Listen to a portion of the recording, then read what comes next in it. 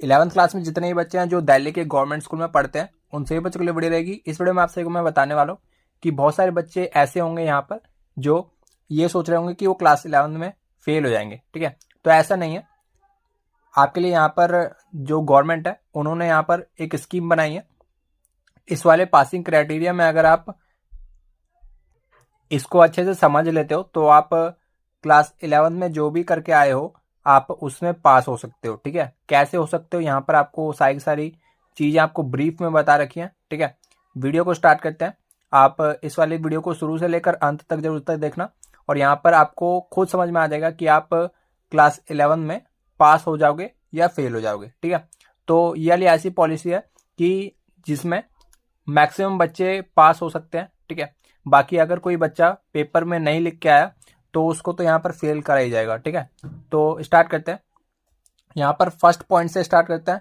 It is mandatory to pass all 5 main subject, यानी कि जैसे कि आपको पता होगा आपके पास 5 मेन सब्जेक्ट है, एक आपके पास एडिशनल सब्जेक्ट होता है, तो 5 मेन सब्जेक्ट में आपको पास होना मैंडेटरी है। ठीक है, तो अगला पॉइंट है आपके पास, it is mandatory to score minimum 25% marks in the annual examination. इसका मतलब क्या है कि आपका जो अभी एनुअल एग्जाम हुआ है ना, जो आपका फाइनल टर्म का एग्जाम हुआ था, तो उस वाले पेपर में आपको कितना मिनिमम स्कोर करना है? 25%। अगर आप मिनिमम स्कोर कर लेते हो तो ये आपके लिए एक मैंडेटरी कंडीशन है 25% मार्क्स स्कोर करने की। ठीक है, इसका मतलब जो आपका 80 मार्क्स का पेपर होता है उसमें आपको 20 मार्क्स स्कोर करने होंगे। ठीक है, जो आपका 70 मार्क्स का पेपर होता है जैसे फिजिक्स केमिस्ट्री हो गया और फिजिकल एजुकेशन हो गया, इन सब में आपको 18 मार्क्स स्कोर करने होंगे फाइनल एग्जाम में।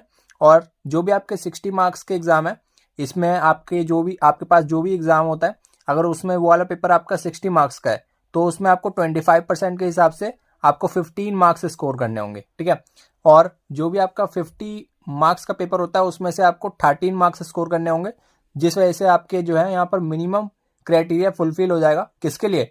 एनुअल एग्जाम में मिनिमम स्कोर आपको 25% लाना ही है। ठीक है, अगर ये आप नहीं लाते हैं तो फिर आपका जो यहाँ पर मिनिमम स्कोर है वो यहाँ पर कंप्लीट नहीं होगा। ठीक है, तो मिनिमम स्कोर आपको 25% मार्क्स चाहिए, 80 में से 20 मार्क्स चाहिए, 70 में से 18 मार्क्स चाहिए, 60 में से 15 मार्क्स चाहिए और 50 में से 13 मार्क्स चाहिए। ठीक है, इतना समझ में आ गया। अब यहाँ पर 33 मार्क्स इन थ्योरी, तो आपको यहाँ पर 33% जो मार्क्स है आपको वहाँ पर थ्योरी में स्कोर करना होगा। कैसे स्कोर करना होगा? जो आपके मिड टर्म एग्जाम हुए थे और एनुअल एग्जाम हुए थे ना, उन दोनों को मिक्स करके जो आपके मार्क्स बनेंगे वो बनेंगे 33 मार्क्स। ठीक है, और ये आपके थ्योरी के मार्क्स है ओनली, बाकी प्रैक्टिकल को आगे मिक्स करके मैं बताऊंगा। ठीक है, और यहाँ पर जो 80 में से जो आपके 33% मार्क्स होता है, अगर आप 80 का 33% निकालेंगे तो ये आपके पास अप्रॉक्स कितना आएगा? ये आएगा आपके पास अप्रॉक्स आएगा, ये आपके पास 27 मार्क्स आएगा। ठीक है, तो आपको 80 में से 27 मार्क्स स्कोर करने होंगे, 70 में से 23 एंड 60 में से 20 मार्क्स। ठीक है, इस प्रकार से आपको 33 मार्क्स आपका ये वाला जो थर्ड पॉइंट का क्राइटेरिया है ये फुलफिल हो जाएगा। ठीक है, अब जो है आपको 100 में से कितना स्कोर करना है? आपको 100 में से 33 मार्क्स लाने हैं। ठीक है, जिसके कारण आप यहाँ पर पास हो जाओगे। ठीक है, और यहाँ पर लिखा हुआ है a student must pass in theory as well as practical separately, यानी कि इसका मतलब क्या है? जो आपका एग्जाम हुआ है उसमें थ्योरी भी इंक्लूड है और उसमें प्रैक्टिकल भी इंक्लूड है, तो प्रैक्टिकल में आपको अलग पास होना है और थ्योरी में भी आपको अलग से पास होना है। मैक्सिमम केसेस में देखा गया कि आपके स्कूल वाले आपको प्रैक्टिकल में पास कर देते हैं पर आपको थ्योरी में फेल कर देते हैं, तो आपको बस थ्योरी में ध्यान देना है ज़्यादा। ठीक है, और यहाँ पर ग्रेस मार्क्स की बात करें तो ग्रेस मार्क्स में आपको यहाँ पर 10 मार्क्स दिए जाएंगे, आपको आपके टीचर्स के हाथ में होगा, और ये आपके 10 मार्क्स किस में दे सकते हैं? एनुअल एग्जाम में ही दे सकते हैं। ठीक है, टू रीच 33 मार्क्स। ठीक है, तो इस हिसाब से देख सकते हैं आपके झोले में 10 मार्क्स है। ठीक है, जो टीचर आपको डिस्ट्रीब्यूट करेगा, कैसे डिस्ट्रीब्यूट करेगा? आपको वो 5 सब्जेक्ट में वो ग्रेस मार्क्स दे सकता है। किस हिसाब से? कि हर एक सब्जेक्ट में, मान लो आपके पास फिजिक्स केमिस्ट्री एंड मैथ्स है, तो हर एक सब्जेक्ट में ये खाली मैक्सिमम 5 मार्क्स दे सकता है आपका टीचर आपको पास करने के लिए, 33 मार्क्स लाने के लिए। ठीक है, तो मैक्सिमम 5 मार्क्स दे सकता है। ऐसा नहीं है कि बहुत सारे बच्चे ये सोच रहे होंगे कि मेरे मैथ्स में भाई 8 नंबर से मैं जो हूँ यहाँ पर फेल हो रहा था, तो 8 नंबर मेरे को स्कूल वाले दे देंगे, ऐसा नहीं है। मैक्सिमम जो है आपको 5 मार्क्स ही मिलेंगे, आपको ग्रेस मार्क्स, ठीक है, ओनली 1 सब्जेक्ट। बाकी के आपके जो 5 मार्क्स बचे, अगर आप किसी और सब्जेक्ट में अगर आप फेल हो रहे होगे तो वहां पर आपको वाले 5 मार्क्स लग जाएंगे, ठीक है। इस प्रकार से आपका जो है यहाँ पर ग्रेस मार्क्स का क्राइटेरिया बनाया गया। और यहाँ पर लिखा हुआ है in order to get grace marks a student must score. अगर आपको ग्रेस मार्क्स चाहिए तो आपको हर एक सब्जेक्ट में 25% मिनिमम स्कोर करना होगा। तो अब आपको ये वाला जो पॉइंट है ये आपके लिए काम का है। जैसे कि मैंने आपको वहां पे बताया कि आपको ग्रेस मार्क्स प्रोवाइड करने के लिए आपको एनुअल एग्जाम में मिनिमम 25% मार्क्स स्कोर करना होगा। 25% का मार्क्स है, 25% मार्क्स का यहाँ पर क्राइटेरिया का मतलब है 80 में से 20 मार्क्स आपको लाने होंगे एनुअल एग्जाम में, 70 में से 18, 60 में से 15 एंड 50 में से 13। ऐसा नहीं है कि कोई बच्चा यहाँ पर सोचे कि 70 में से अगर मेरे 15 मार्क्स बन रहे हैं तो मेरे को ग्रेस मार्क्स मिल जाएंगे और मैं पास हो जाऊंगा, तो ऐसा नहीं है। उस वाले बच्चे को तब भी फेल कर दिया जाएगा। क्यों फेल कर दिया जाएगा? क्योंकि वो उसने मिनिमम जो आपके 25% मार्क्स थे वही स्कोर नहीं किए, जिस वजह से उसको ग्रेस मार्क्स मिलते, ठीक है। तो उम्मीद है आप सभी को ये सारे के सारे जो पॉइंट्स हैं अभी क्लियर हो गए होंगे। तो 30 मार्च को आपका जो है रिजल्ट आ रहा है क्लास 11th का और क्लास 9th का, ठीक है। तो आपको करना क्या है, edudel.nic.in पर जाना है और वहां पर ना आपको अपना रिजल्ट मिल जाएगा, ठीक है। इसकी मैंने ऑलरेडी वीडियो बना दी है, ठीक है। तो जो भी बच्चे को नहीं पता कि कैसे रिजल्ट को देखना है तो डिस्क्रिप्शन में आपको वीडियो का लिंक मिल जाएगा, वहां पर से आप पता कर सकते हैं कि आपको कैसे आपका रिजल्ट मिलेगा, ठीक है।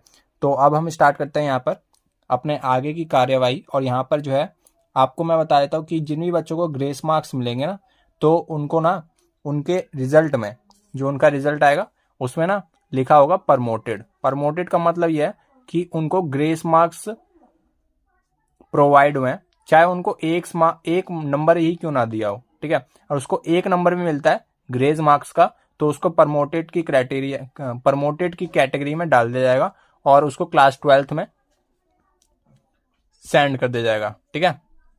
मतलब क्लास 12th में भेज दिया जाएगा, ठीक है। अब बात कर लेते हैं उन बच्चों के लिए जो इन सभी क्राइटेरिया को फुलफिल करने के बाद भी अगर कोई भी बच्चा किसी भी एग्जाम में अगर फेल हो जाता है, यानी कि इंग्लिश, हिंदी, मैथ्स या फिजिक्स, केमिस्ट्री, मैथ्स, इन सब में अगर किसी भी सब्जेक्ट में अगर वो फेल हो जाता है तो उनको जो है कंपार्टमेंट का एग्जाम देना होगा। और जो आपका कंपार्टमेंट का एग्जाम है आपका उसी बच्चे का होगा जो मैक्सिमम एक सब्जेक्ट में फेल है। और जो भी बच्चा अगर 2 सब्जेक्ट में फेल हो गया होगा तो उसको दोबारा से इस वाले क्लास 11th को रिपीट करना होगा, ठीक है। 1 साल दोबारा से पढ़ना होगा क्लास 11th। और जो भी बच्चा एक सब्जेक्ट में अगर फेल होता है तो उसको कंपार्टमेंट की यहाँ पर फैसिलिटी प्रोवाइड करी जाएगी, ठीक है। तो कंपार्टमेंट एग्जाम होगा आपका और यहाँ पर उस वाले बच्चों को जो भी कंपार्टमेंट का एग्जाम लिख रहा है उसको 33% मार्क्स स्कोर करना होगा ताकि वो कंपार्टमेंट एग्जाम में पास हो जाए, ठीक है। 80 में से आपको 27 मार्क्स स्कोर करने होंगे, 70 में से 23, 60 में से 20 एंड 50 में से 17 मार्क्स, ठीक है।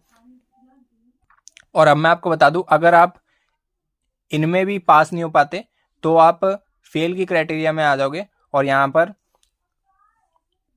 आपको वो वाली क्लास दोबारा से रिपीट करनी होगी, यानी कि क्लास 11th क्लास जो है आपको दोबारा से रिपीट करना होगा। If a student fails in compartment exam he will stay in class 11th, तो उसको क्लास 11th दोबारा से रिपीट करनी होगी, ठीक है। और यहां पर मैं आपको बता देता हूं कि यहां पर जो है कंपार्टमेंट का एग्जाम जब आप दोगे ना तो ऐसा नहीं है कि आपको यहाँ पर ग्रेस मार्क्स मिलेंगे, ठीक है। अगर आपको लग रहा हो कि यहाँ पर हमें ग्रेस मार्क्स मिलेंगे तो यहाँ पर आपको ग्रेस मार्क्स नहीं मिलेंगे, ठीक है। नो ग्रेस मार्क्स, ठीक है। यहाँ पर आपको ग्रेस मार्क्स नहीं दिया जाएगा। क्यों नहीं दिया जाएगा? क्योंकि आपको यहाँ पर कंपार्टमेंट का जो एग्जाम है यहाँ पर 33 मार्क्स हर एक स्टूडेंट को स्कोर करना होता है और 33 मार्क्स आपके पास ये है। 80 में से 27 मार्क्स, 70 में से 23 मार्क्स एंड 60 में से 20 मार्क्स और ये 50 में से 17 मार्क्स, ठीक है। इस प्रकार से जो है आपकी ये पासिंग प्रमोशन पॉलिसी थी, ठीक है। तो उम्मीद है आप सभी को ये सारे के सारे जो पॉइंट्स हैं वो आपको क्लियर हो गए होंगे, ठीक है। तो मेरे तरफ से आपके लिए बेस्ट ऑफ लक। आप सभी क्लास 11th में अच्छा स्कोर करें, अच्छे मार्क्स स्कोर करें और अपनी नेक्स्ट क्लास के लिए अच्छे से पढ़ाई करें, ठीक है। तो अगली वीडियो मिलते हैं किसी नए टॉपिक के साथ, तब तक के लिए जय हिंद, जय भारत।